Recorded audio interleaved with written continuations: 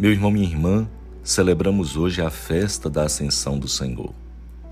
O fato faz parte do mistério pascal de Cristo. Não deve ser interpretado ao pé da letra como uma reportagem histórica, mas como uma encenação literária de um ato de fé. Termina a missão terrena de Jesus, inicia a missão da Igreja. Na primeira leitura nós temos o início dos Atos dos Apóstolos. Este livro pretende mostrar que os ensinamentos e as ações de Jesus continuam nos ensinamentos e nas ações da comunidade cristã. 40 dias depois da ressurreição. 40 dias é um número simbólico, um número catequético. É o tempo necessário para um discípulo aprender e repetir as lições do Mestre. Numa refeição que acontece tudo isso, é um contexto de intimidade, um contexto de comunhão. Aí se faz as recomendações: ficar em Jerusalém, aguardando o Espírito Santo. E a missão que ele entrega aos discípulos: sereis minhas testemunhas em Jerusalém, na Judéia, na Samaria e até os confins da terra. E aparece aí uma imagem bonita: elevou-se e uma nuvem o encobriu, justamente para exprimir o mistério de Deus que está ali presente, escondido aos olhos das pessoas.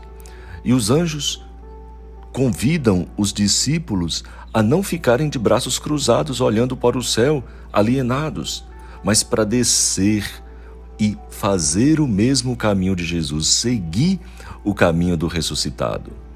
Lucas, autor dos Atos dos Apóstolos e também do Evangelho, não tem a intenção de fornecer informações exatas sobre o lugar, a forma e o tempo da ascensão, mas lembrar o compromisso missionário que a Igreja recebeu de Jesus Cristo. Lucas faz desse acontecimento um divisor de águas. Com a ascensão termina o seu Evangelho, e inicia os Atos dos Apóstolos. São duas etapas diferentes da história da salvação. A ascensão não é uma despedida, mas é uma nova presença do Mestre. E essa presença se manifesta mediante sinais da missão evangelizadora dos discípulos. O projeto de salvação e de libertação de Jesus passou agora para as mãos da Igreja. A Igreja, que somos todos nós, que é o povo, agora, animada pelo Espírito Santo, ela vai continuar a missão de Jesus. Paulo, quando escreve aos Efésios, no capítulo 1, versículo de 17 a 23, ele vê a ascensão, a glorificação de Cristo e o anúncio do retorno de toda a humanidade agora para Deus. E é justamente o Evangelho que apresenta a missão dos discípulos no mundo, nessa liturgia, nos faz compreender isso. Após a partida de Jesus ao encontro do Pai, agora a missão é da Igreja. O texto é um acréscimo posterior ao Evangelho de Marcos. É um resumo das aparições de Jesus e da missão da comunidade cristã. Narra aí 3 cenas no Evangelho. Primeiro, Jesus ressuscitado define a missão dos discípulos. Os destinatários da missão são universal. Ele diz: ide ao mundo inteiro, ide por todo o mundo, em todos os lugares até os confins da terra. O conteúdo do anúncio é justamente pregar o Evangelho a toda a criatura, a todos.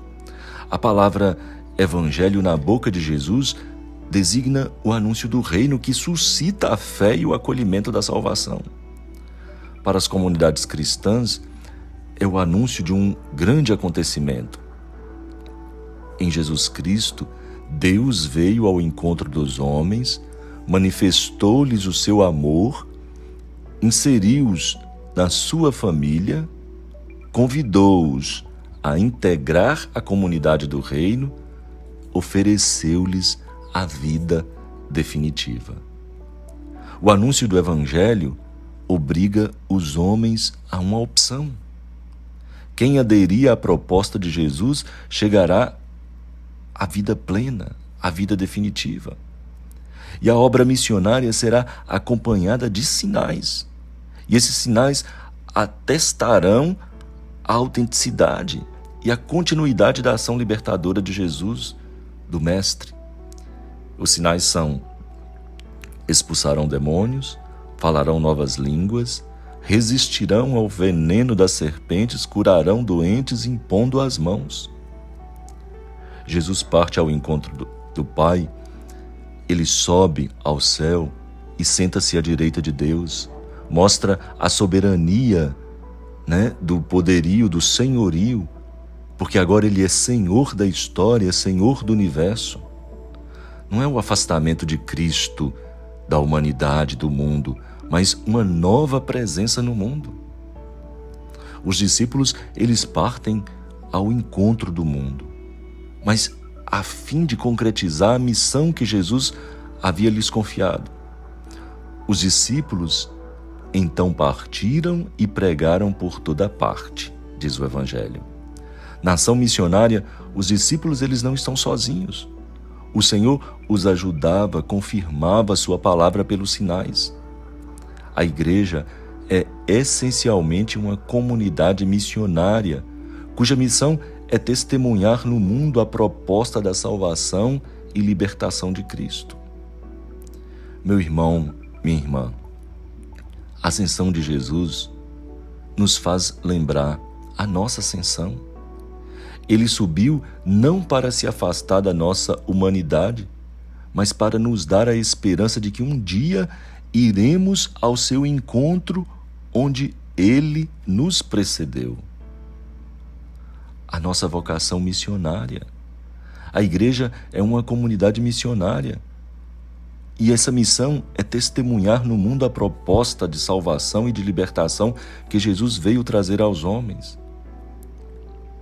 E resta-nos um questionamento. E nós?